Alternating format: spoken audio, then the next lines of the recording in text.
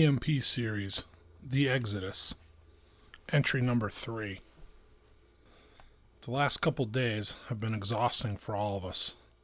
We are just now settling into a routine for the schedule for the forward scouting team rotations, as well as assigning the day-to-day chores.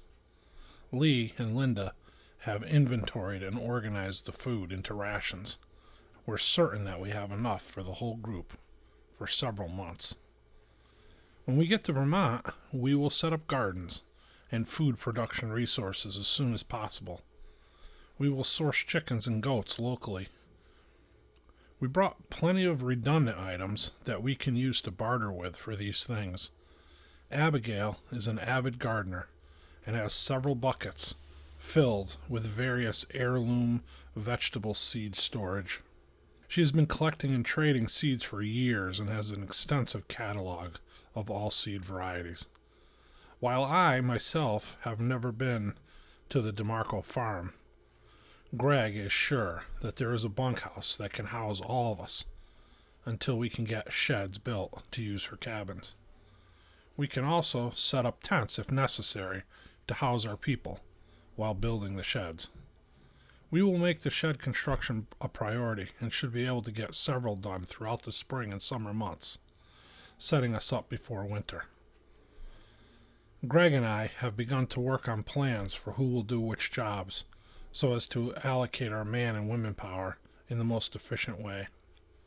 The first few months will be difficult and a very busy time for us, but truth be told, I'm looking forward to a break from the fighting and the death and the killing.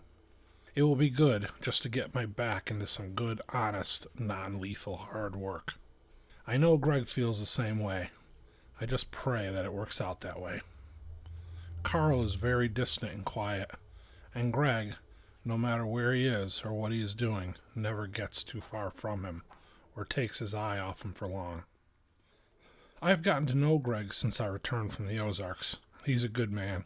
He puts forth a gruff and abrasive front, but under that outer layer lies a compassionate, caring, and staunchly loyal friend. He is definitely someone I would trust completely. Part of my responsibility in the group is to watch the newer people and get a feel for who is who and what tasks they are each suited for. We have a pretty diverse mix of ages and skill sets within our group, and this task has been challenging. Normally, that would be something Carl himself would see to, but in his present state, he is unable to. Greg asked me to try to sort it out, at least until Carl is up to taking over. I'm glad to help out in any way that I can, but this task is one that is a little outside my wheelhouse normally. I'm a soldier, and I don't mean to be braggadocious when I say a darn good one. To act in this leadership capacity is something I'm just not used to. But at the same time, I'm flattered that Greg thinks I'm up to the task and trusts me with it. I hope I don't let him down. I've been watching this young lady who is in our group. She was a soldier who started coming to services at the church during her deployment at the post in town. She was recently discharged and was asked to join our group. In Greg's capacity as chief of security at the church camp, he kept files on anyone who joined the group there. I was impressed when I read hers. She served in the Army for 7 years and did 2 tours of duty in combat theaters overseas. She has a broad scope of training and experience. And in the few times that we have spoken, she seems humble and very articulate and intelligent. She also seems willing to do any task or duty assigned to her without hesitation. I talked to Greg about her, and he just shrugged his shoulders and said, "Yeah, well, she's a soldier. I wouldn't expect any less of anyone with her background." Of course he's right, but I don't know. I just can't put my finger on it. But there is something about her, something more. It's just an instinct I have, a gut feeling. I assigned her to take a lead role in the scouting teams. I guess we'll see. Greg informed me today of the route that we will take to Vermont. Carl has a friend who he served with in Afghanistan. He and his wife live in upstate New York, near Lake Champlain. Carl has expressed interest in the past in trying to get in touch with them to see if they survived the EMP attack. One of the possible routes north takes us right through the area where they live, so we've decided to try to make contact with them. If the ferry service across Lake Champlain from New York to Burlington, Vermont is still operational, then it really will not even be out of our way. If the ferry is not running, then it will add some mileage to our trip as we will have to reroute back around the lake and into Vermont. Carl, Greg, and myself were all in agreement that it would be worth trying. If we can make contact, Carl will invite them to join us. Having another combat vet in the group certainly would be an advantage. This gentleman served as a Green Beret and a combat medic. Catherine DeMarco is a trained EMT. Between the two of them, our group would be well served from a medical standpoint. Even after weighing the factors out, would we be able to make contact? And if so, would they be interested in joining us, or even be in a position where they could do so? Then factor in the possibility of the extra mileage in a bus that gets 8 miles to the gallon of gas, and the extra exposure by the group to the unknowns of the journey. It was a tough call, but we all agreed it would be worth the risk factors. The trip upstate took longer than anticipated. Because of abandoned cars and all the looting that took place since the EMP attack, a trip that would normally take 5 to 6 hours now was taking much longer. We were almost 5 hours into it now, and still only halfway by my estimation. We were avoiding the major highways, sticking to secondary and back roads. Greg was driving, and he turned the bus off onto an old paved road that meandered along for several miles before ending at an intersection with a gravel road. The forward scouting party sat on their dirt bikes across from the intersection waiting. Forced with the decision to turn right or left, he stopped the bus and unfolded the map, clearly unsure about our exact location. This part of the state was dotted with small lakes and ponds. There were many private communities and roads that were not marked very well. Many roads that most likely had signage prior to the attacks had those signs removed by locals vying for control and making the area hard to navigate through and around by outsiders. I approached Greg to help to try to figure out where we were. I pulled the old pocket compass from my coat and flipped it open. I pointed right. I told Greg that way was north and east and would be our best bet. As we crawled down the road, the dirt bikes raced ahead in front of us, disappearing quickly out of sight. Shortly, we rounded a corner, and in the road about a half mile ahead we saw a roadblock. Abandoned cars and trucks were arranged on each side of the road, narrowing down in an arrow shape with the point at the center of the road. There was a vintage Mack tractor blocking the very center. I knew it was a Mack by the signature chrome bulldog emblem on the hood. Once again, Greg stopped the bus. Carl got up and walked to the front. "This doesn't look good," he told Greg. I got up and went back to where Abigail and the girls were sitting and asked them to move to the back of the bus. The back half of the bus was set up with pallets standing on end, lining the inside. We stuffed phone books in the width of the pallets to stop bullets and other projectiles from penetrating the wall of the bus. I had the women and children sit on the floor in front of the pallets for protection, and rejoined Greg and Carl at the front. 2 men, armed with rifles, approached the front of the bus from both sides. They stopped a few feet in front of the bus, standing there with their rifles in the low ready position. Greg looked in the mirror and saw 2 more men walk out from behind the lined-up vehicles that formed the barrier in the road and approach the rear of the bus. One of the men in front of the bus pulled out a handheld radio, put it up to his chin. A few moments later, the large Mack tractor rolled to the side slowly, creating a pass in the roadblock. A large diesel truck, a Ford Excursion, I believe, drove out slowly, stopping by the men. The man with the radio walked over and spoke to the driver. A minute later, the soldier with the radio returned to his partner's side. The door of the excursion opened, and a man stepped out, leaving his truck door open. Greg was holding his .45 in his left hand, down at his side out of view. The man stopped and looked at Greg through the bus window. He paused for a moment, and then said, "I'd rather not raise my voice. Open the window, please." Greg just continued to stare at him. The man turned for a second and quickly turned back. Looking at the soldiers standing in front of the bus, he said, "Nothing can ever just be easy, can it?" He glanced back at Greg and said, "Buddy, I'm tired. It's been a long day. If you want to do this the hard way, we can, but I would really rather not, if it's all the same to you. First off, drop whatever weapon you're holding at your side. Do it slowly, because there are no less than 3 of my men in the woods with their rifles trained on you right now." Greg looked around beyond the tree line, but saw no one. He continued to stare at the man. The man standing at the window touched his finger to his lapel mic and sighed, saying, "Light 'em up." At that point, Greg saw 2 green laser dots marking his chest. The third one, on his forehead, he could not see. Carl reached over and slid the window open. "Ah, at last, a reasonable man," the man standing outside said. He looked at Carl and said, "So, you're obviously in charge here, then." He smirked at Greg as he spoke to Carl. "Open the door and file out slowly, just the 3 of you. Remember, if anyone that remains in the bus gives us any grief, we will light this bus up like the 4th of July. Carl looked at Greg, and then at me, and then back at the others sitting on the bus. "Hold tight," he told the passengers. "We'll get this sorted out." Then he nodded to me to step off the bus.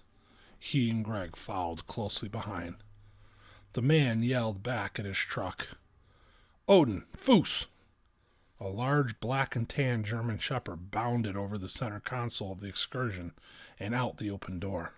He charged up to the man's side and stood before us forebodingly. He was a beautiful animal, mostly black with some tan on his rear legs and lower body, probably weighing in at about 120 pounds. He stood at the man's side and emitted a low, guttural growl at us as we stood before them. The man called his name again, "Odin," and said something which sounded like a command in another language. I didn't know what it meant, but the dog stopped growling and sat immediately. "Good boy, Odin," the man said as he stepped forward. "Let's see some ID from you gentlemen," he demanded. When we hesitated, the soldiers pulled back the charging handles on their rifles. Carl nodded to Greg and I, and we handed the man our ID. He walked back and sat in the excursion and called to someone on the ham radio mounted to his center console. Greg said in a hushed tone, so only the 2 of us could hear, "Military? They can't be looking for us yet, can they?" Then a pause, and I said, "My guess is some kind of county or state militia. They're all using different weapon platforms, and although most of them are dressed in fatigues, they don't match either. I'm seeing Marine pattern, Army desert tan camo. Heck, one of the guys on the side is wearing woodland camo. Looks like he wore those same BDUs 50 years ago in the jungles of Southeast Asia. And the rifles, too. ARs? AKs? One of the guys behind the bus even has an old Russian SKS. I don't think they're regular military." Carl shook his head in agreement. "Most likely a private group. Way out here, in the middle of nowhere, state and county would concentrate their efforts more within the community limits. Just feels like a private group to me." "Yeah," I said, "and a pretty well organized one at that." Carl nodded his head in agreement again. "Yeah, play it cool, Greg. Let's see where this is going." I looked down to see the shepherd staring at us intensely, as if he understood what we were saying. After a few long minutes, The man got back out of the excursion and walked over to where we were standing, handing our IDs back to us. He said, "Well, Carl, you and your boys aren't setting off any flags on our radar, but you and Greg here are triggering an alert from regular military down in old southern New England. I don't suppose you want to tell me about that now, do you?" Carl stared at the man for a moment and said, "Well, it's pretty complicated. The man interrupted him with a chuckle. "It always is, Carl. It always is. I don't really need to know. Just knowing y'all were causing them some problems warms my heart a bit. We had our time with them in this area, too. Real sweethearts they were. Why don't you just skip to the part of the story that explains to me what y'all are doing out here? It's getting late and I haven't eaten all day."